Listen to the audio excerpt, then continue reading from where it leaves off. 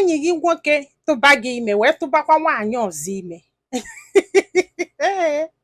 iwe ka na-ekwu ọkpọta unu na-abọ sị gị biko na ya chọọ ka anụba unu na-abọ na ife ya ji wee chọọ ịnụ unu na-abọ bụ na ya chọrọ ka nwa ya atọ n'ezi o ya dọ sorry anyway o but still na ya ga-anụ unu na-abọ ị ga-ekwe ka ọnụba unu na-abọ mana chekwa ka m jụọ nwoke tụbalụ nwaanyị na-abịa ime ata ego ọdụrụ ka ọ tụbasịgo ọnọdụrụ ka ọ ga-atụba onye ọzọ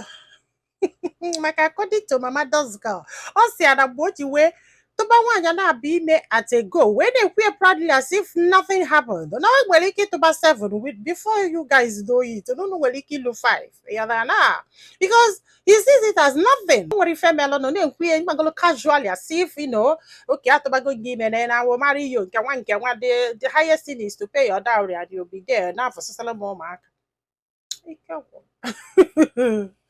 ị ga-ekwe mana ọ na-ejiri ife nkwu wee jọji ndị be anyị daalụ nọ ka ọ dị n'ụbọchị ọzọ